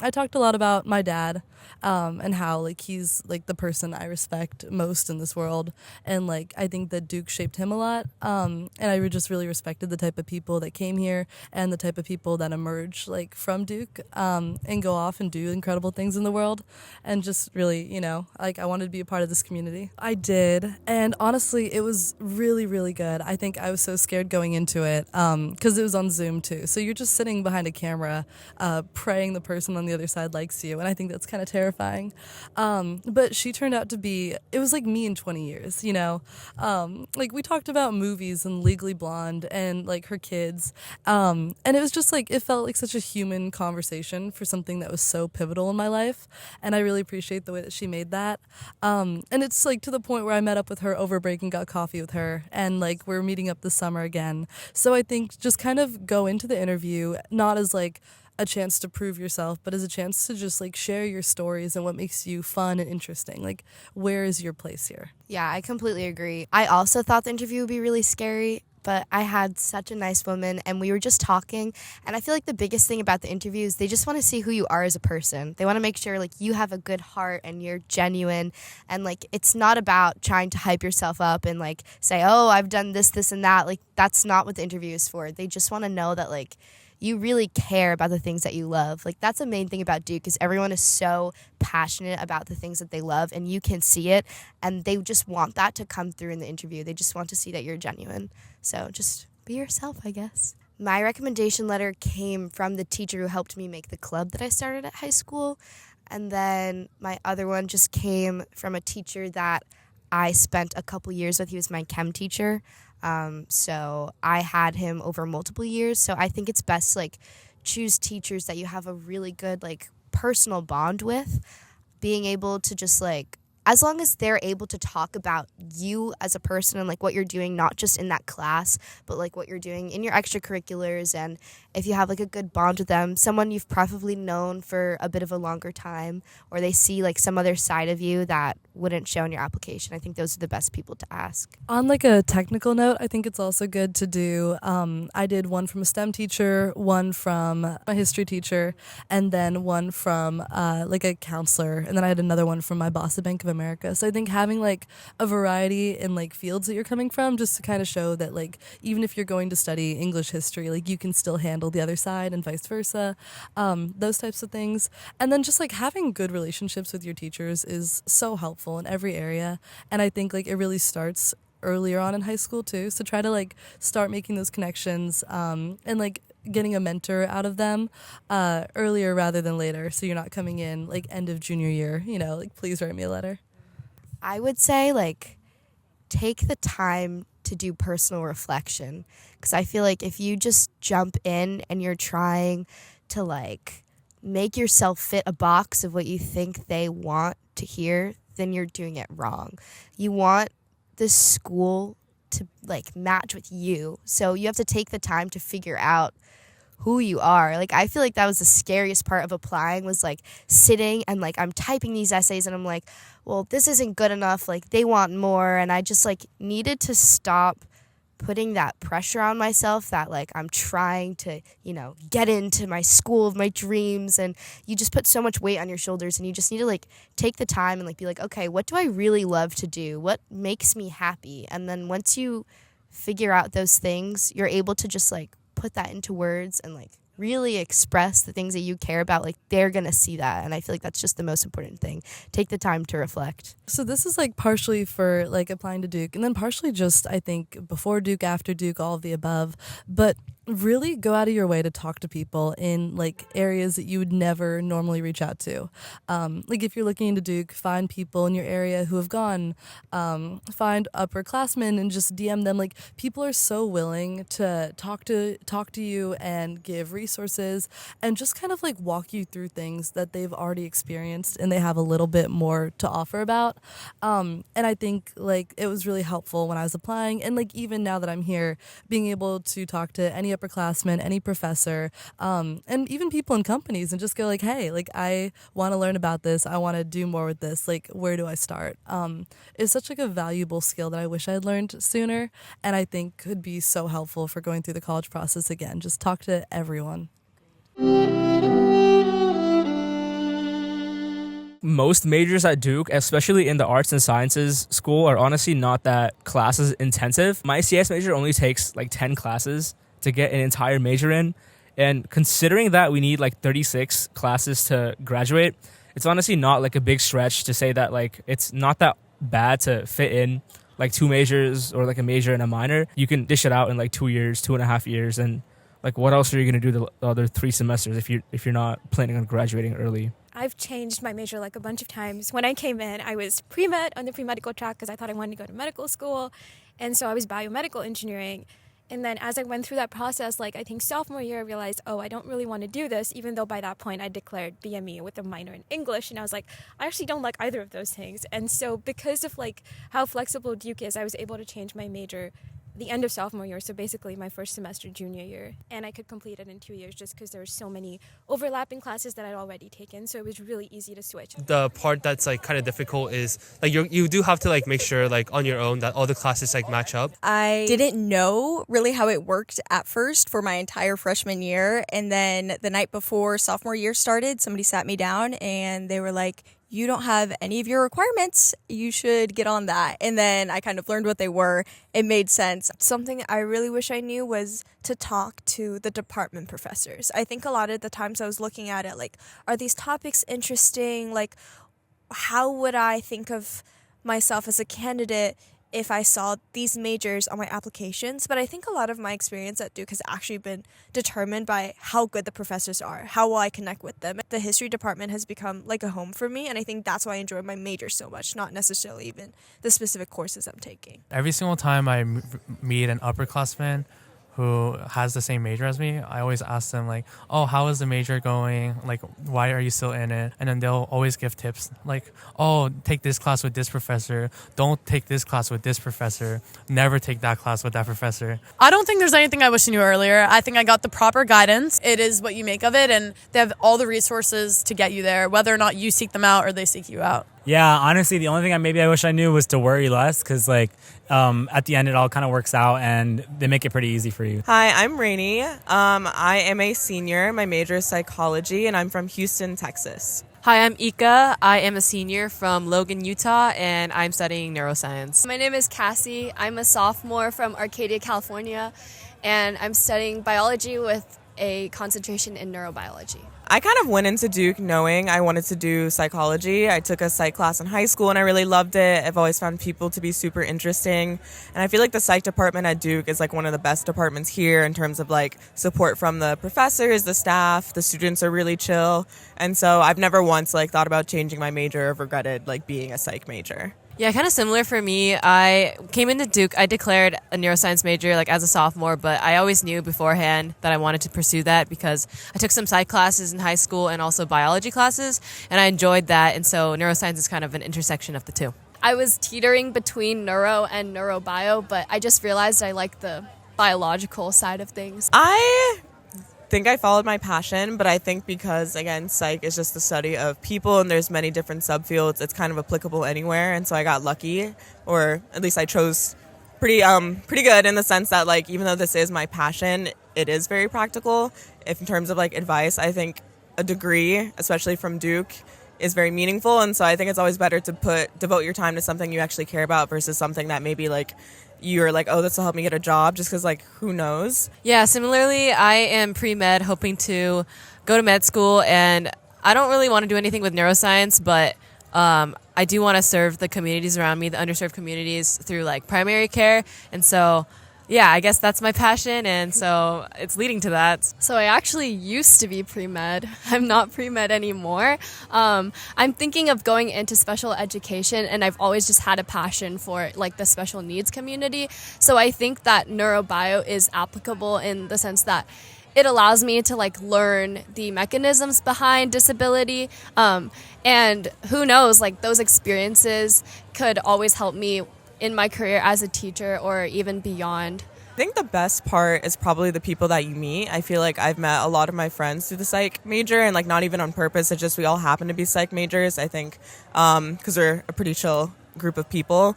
The professors you meet in the psych major are very helpful, very incredibly accomplished people, and they're just really fun and easy to talk to. The worst thing? I think like the one thing I do find a bit annoying is like there is a lot of overlap between like psych and neuro, but the more interesting classes tend to require a lot of prereqs, and the psych department doesn't really like tell you that. Generally, I really enjoy this major. There's a lot of interesting classes, and it's generally chill. But I will say the first couple classes are kind of like weed out, and those were not enjoyable. So I didn't like those when I was taking them as like freshmen and sophomores. Another thing I will say is that there are some very pretentious students in this major, like the toxic pre-meds. Unfortunate, but we do have to deal with these people on this campus. The research opportunities and kind of like connections to faculty. There's a lot of really cool labs doing a lot of really cool things, and it's really easy to get into those. And I would just say a con, everyone is like mostly pre-med or thinking of going into research. And so I would just like to see more diversity of like exploring the healthcare world, because there are so many like different careers that don't get as much recognition but are just as important. So for psych, like Psych 101 is probably the largest psych course on this campus. It's maybe about like 300 people. It's taught in like one of the bigger auditoriums. And then the more like upper level courses, I think, get a bit more intimate. And so usually about 30, some are even like less. I found the seminars, like the upper level seminars, the most enjoyable because you get the most out of them, because everyone is very like passionate about the things that we're learning about, and also the professors are very experienced. And our department, the neuroscience department, has a special thing called TBL, team-based learning. They love that. So I've experienced TBL for like maybe 3 or 4 of my classes in neuroscience, and I've had really great experience with that, but not everyone can say the same, so I'm very fortunate.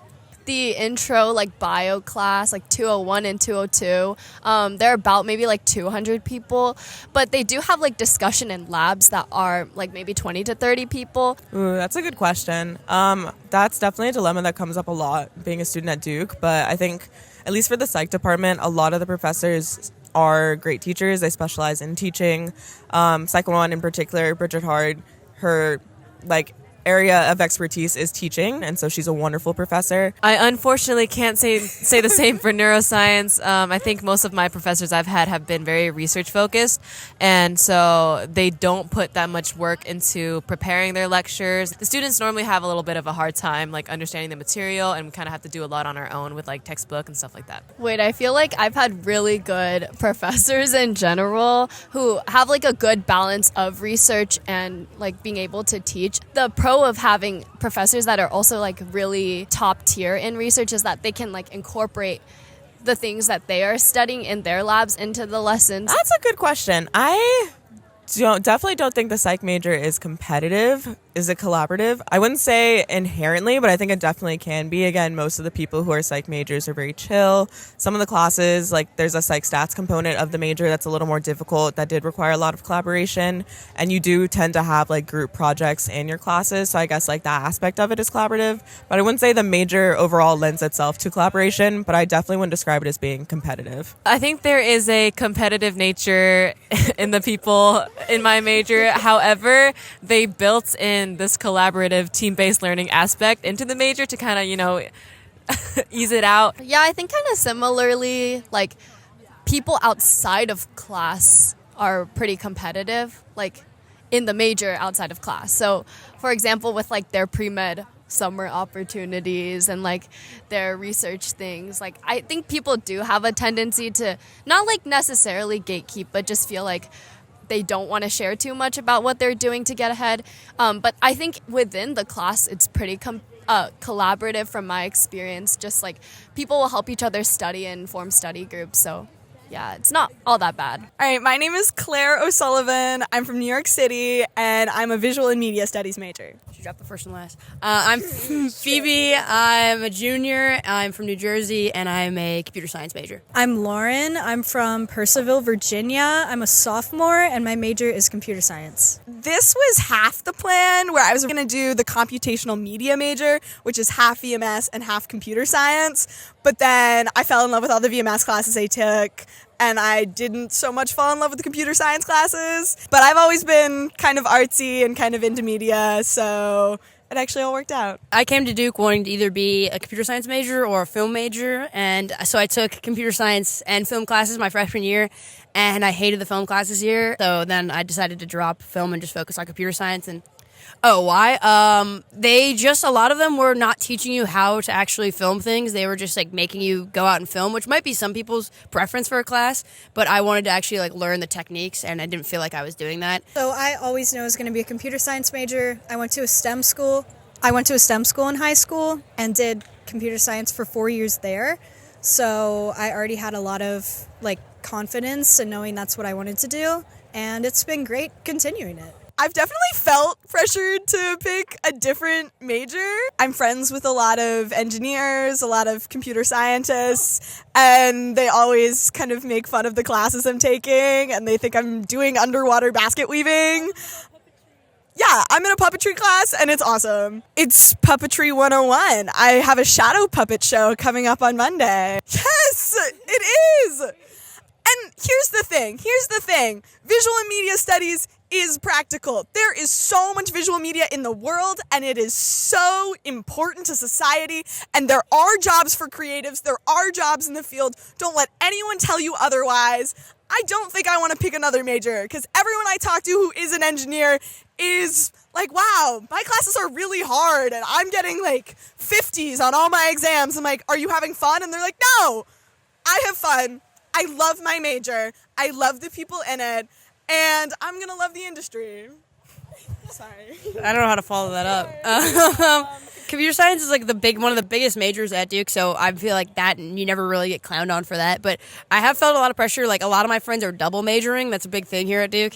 A lot of them make fun of me because, especially like freshman year, I was taking like really easy classes because the computer science like requirements, like one major requirements aren't really hard to fulfill here. But now I love it because I kind of just chill around while all my friends kind of stress out about their second major. I'm in the same case as Phoebe here. I think my major is pretty practical until the job market went really bad. I I'd say the best part is that I do get access to like a really diverse and interesting range of classes that I can take. The worst part of it is there tends to be a lot of reading for all my classes every week, and it just takes a lot of time and focus. There's a lot of worst parts, I would say. I wish I knew this when I came to college, that computer science isn't software engineering. Like, computer science is like learning the science of computer science. Like, you're actually learning like theories, and so like a lot of the classes we take aren't practical in like the real world. They're not going to prepare you necessarily for getting a job or anything like that. And then also the classes are really huge. Like, it's very rare to get into a small class and like have a chance to get like a one-on-one with a professor. Yeah, the upper classes, like I'm in CS 330, which is one of the last required classes, and there's probably like 300, 400 people in it. We fill out the entire lecture hall. And the best part would be also that there's a lot of people in it. You end up with a lot of friends, and you have a lot of people to like compare answers with, stuff like that. Yeah, I would say the best part is that there's been a lot of people ahead of us that have already done it, and so the path is pretty paved out and solid and clear. And I would say the worst part is that we're not in Pratt. Because this is one of my hottest takes at Duke. It's because most of us are doing this to get like a software engineering job or something like that, and we're not in the engineering school, which I wish there was at least... Software engineering is not engineering. Hot take. Okay, this is why it's a hot take. But like, I have to take a language being in the College of Arts and Sciences, and like, I don't really need to do that. God forbid. God forbid you get multicultural awareness. There is so much value in a liberal arts education. Learn a language. So that's my hot take, is that I think we should have an opportunity to be in the engineering school. It's just for the language requirement. Yeah. You're going to Japan. In Tokyo? ICU? That's where I'm going. No way. I was at ICU for the last year. Oh, I don't have a number off the top of my head. 8 hours doing shadow puppets. I did spend 12 hours on my shadow puppetry puppets last weekend. They were very difficult, but they turned out beautifully. It definitely depends on what classes you're taking. If you're taking like core classes, required classes, like 8 to 10 hours a week. Math classes though, like linear algebra, oh my God, bro. The homeworks themselves would take me like 10 hours. Imagine having to take a math class. I'm actually a math minor, so the amount of time that I've put into math is egregious. I probably should study more. That'd be great for me. But rough estimate of like hours of work a week, 15 doing homework. Freshman year, my freshman seminar was race and sex in Brazilian history and society. And there was exactly 4 students in that class, myself included. That professor just absolutely knew everything about the subject. So our discussions were always amazing, and he would like bring cake. John Phillips, that's my guy in the CS department. His classes are just like one of the only few courses at Duke CS that are actually like very application based. I go to office hours a lot. If you want to, like, I feel like I always heard from people like, hey, like, go to office hours, make friends with the professor. Like, no, genuinely, like, if you like a professor, go to office hours and they will love you. Even if like I would just go and just do the homework in front of him and like not necessarily have questions, just like be there if I did. Yeah, on the office hours note, that's a great idea, because you're going to need them to write. You're going to need a professor at some point to write a letter of recommendation for you for something. So you need to know at least one professor you like. And for me, that was my electrical engineering / CS 250 class with Soren. That was great. And then someone else that I've really liked in my academic journey has been my advisor, yes. My advisor, Dr. Brown, he's a physics professor, but he's such a goofy guy, such a free spirit. And the times I've met up with him to discuss things, he's always like helped clear my mind. It's been great. We have great resources. My name is Jung Kai, or you can call me Alan. I'm from Shenzhen, China. I study statistics and computer science. As an international, I feel like the most challenging part is, I think, it's culture and language. Even though I passed a lot of like English proficiency exam, but like I think some slangs, also like how the way we speak, the way we communicate, I think like I'm just afraid of these barriers. Like without a language, like, proficiency or like knowing all the culture, all these small details, I think I wouldn't be fully able to communicate and like, fit in to this college life. But like I think it turns out to be pretty good. Like I made friends from this first day and in the first week. I met a lot of like supportive people and interesting people like Ethan. So like I think it turns out to be pretty well. Just fit in naturally, enjoy and follow through the process. Yeah, I think like. So I think for most internationals, I feel like there's some natural tendency, just to talk first, because like we speak the same language. But like, yeah, I think other than that, the school hosts a lot of like events and the clubs, to connect with also like local people or also like international students from different countries and speaking different languages. So just like activities and also like like meeting people in the gym. Basketball. I met Ice in a basketball court. It's just all these like locations, activities that help us to like know each other, make friends.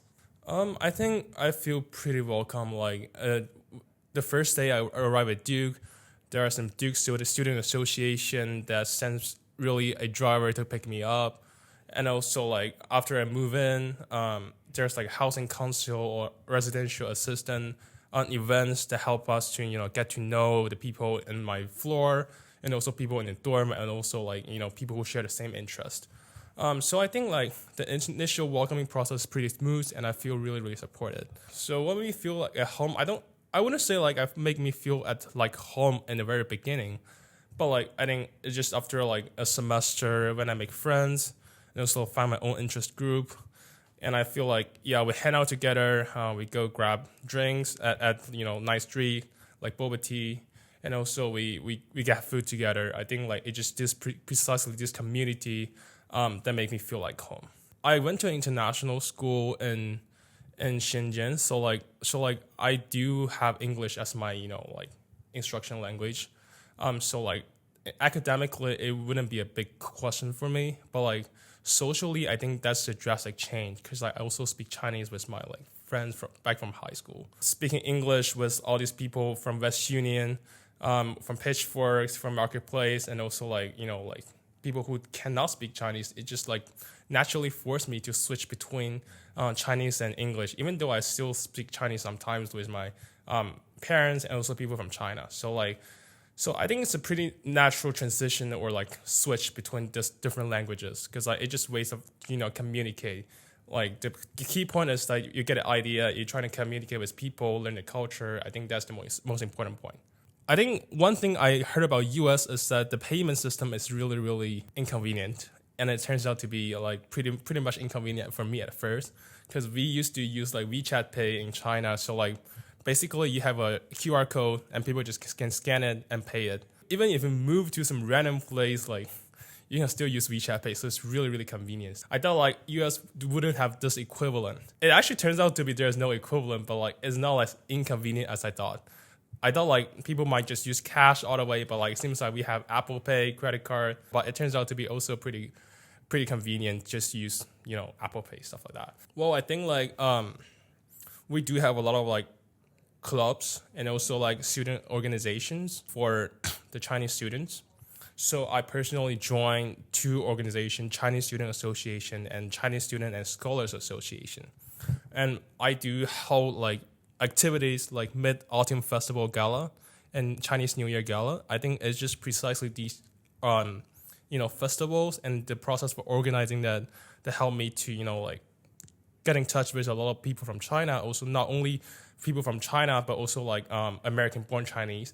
I think it's these activities and me involving into this activity that help me to still like fit into or like be connected with the Chinese culture or community here in general. I think it just like not be able to making friends with like domestic students or like just adapt to life here. Even though I wouldn't say I adapt to life here because I'm still like I live it like a Chinese way, But like so, I think like just wouldn't worry about like your language and cultural barrier.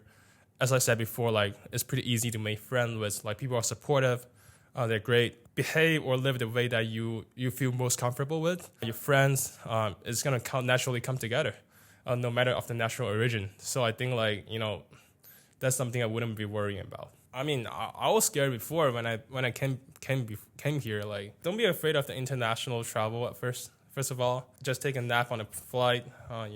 It's gonna arrive here now, like pretty soon. It applies to me at first. Also, as I said, don't be afraid of making friends. Just step out of the comfort zone. Get to more interest groups. You will be able to find your soulmates and friends through just this naturally shared interests and behaviors. Third, I think join more community and also for example, social groups and also professional groups. I think just don't afraid of these uncertainties. Have the courage to explore through those interest organizations, professional organizations. You'll be able to find your paths that belong to yourself. I think that is something I would recommend all internationals do so. Hi, I'm Marshall. I'm studying biomedical engineering and computer science, and I'm from the Bay Area, California. Hi, I'm Imogen. I'm a neuroscience major, and I'm from Connecticut, and I'm a junior. Hey, I'm Beck. I'm doing a double major in neuroscience and English, and I'm from New Jersey. Okay, I'll try to give a brief synopsis. So the first club event is called Tamid. It's a consulting club, or it's a business club that does consulting projects for Israeli startups. I'm also one of the exec members of Shave and Buzz, which is a philanthropy organization that raises money for youth and young adults with cancer. And then I'm also involved in a ton of biomedical research on campus as well. I'm in AMWA, which is American Women's Association of Medicine. I'm also in a club called DBBH, Duke Business Behind Health, which is an awesome organization focusing on pre-med students and also business majors. And then I also do independent research. So I run a club here. It's called Duke Humanities and Medicine, and it's pretty much a club that celebrates the intersection of natural sciences and medicine and literature. And every year we sponsor and host a speaker event. So it's someone who's graduated from Duke with an English major and who usually works in a medical field. And they come and talk to the student body about how to kind of combine a love for those two fields. I also was a staff writer for BioBite, which is an AI club on campus. And I also do neuroscience research here.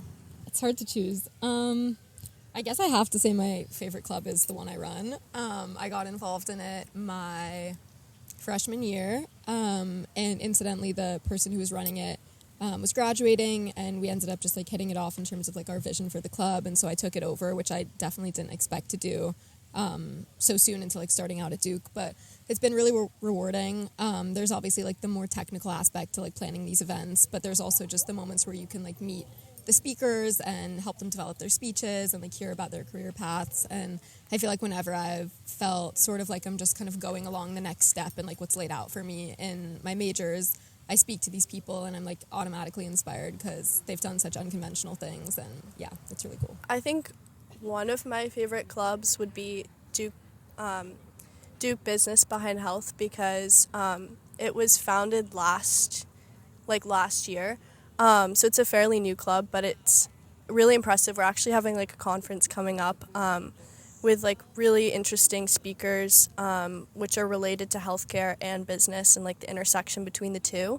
And also I have a personal connection. My friend Gabby started it, and Ella, and I just really enjoy it and the people in it. So I would say this is hard, but I'd say probably the club that gives me the most meaning and fulfillment here is the Shave and Buzz Club. We are the largest philanthropy organization that's student-run on Duke's campus. We actually just hit $1 million in fundraise last year, which is really exciting. But essentially, the week leading up to the event, everyone that participates kind of does a series of challenges to try to raise money. At the end, it kind of culminates in this event on the quad, in which everyone who participates shaves their head. And it was started in solidarity with a Duke student who lost his life to cancer, I think 8 years ago now. And it's really cool to kind of see a group of people join together and kind of sacrifice their own looks and maybe embarrass themselves a little bit to raise money for a really important cause and do something bigger than just themselves, because it's easy to get caught up in all of the stupid, superficial things, but I really find that this club brings me a lot of meaning and fulfillment when it's easy to get blinded by everything else. So I'd say a typical meeting, we leading up to the event, we usually meet 1 or 2 or 3 times a week to kind of discuss the logistics of the event. The club is split up into different teams that are working on different things, from everything from like logistics to publicity to like running the social medias. And so I guess we kind of like in our big group meetings, we kind of talk about what the teams are working on in the last week, goals for the next week. Well, Duke Business Behind Health is fairly new, so I'll talk about another one that I'm involved in, which is Duke NeuroCare, and that usually meets like every other week, and they have a lot of collaborations with Duke Hospital and Duke med students, and also doctors there, and so it provides like really interesting speakers and connections and collaborations with them. So just like many opportunities, tours, and yeah, it's really interesting. So for the research I do on campus, we have a weekly lab meeting where everyone kind of presents their research, their progress, maybe talks about like a research paper that's current. Those are obviously more official and like run by the PI of the lab. And then for my club, Duke Humanities and Medicine, it's pretty casual. We meet pretty much, I'd say every other week, but depends based on how close we are to our actual event. Sometimes in person, sometimes on Zoom, but again, just like sharing progress and kind of talking through what still needs to be done. We like to make it pretty collaborative, so everyone pitches in ideas and suggestions, and it's relatively informal, I'd say. Maybe I'll talk about to meet for this one. Yes, like I would say it's known to be, because we work with Israeli startups, it's known to be, there's a lot of Jewish students in the club, but actually there are plenty of other students that are not Jewish in the club as well, and I don't think people know that you don't have to be Jewish to join, and actually we welcome non-Jewish students to join as well. I would say for AMWA, American Medical Women's Association, maybe people at first don't realize that you don't have to attend every single event to be in the club. And we welcome like students on various levels of like interest. And also like if you see an information session that's really interesting to you, you can join and go to that on like a week or a weekend. But you don't necessarily have to attend like every meeting for it.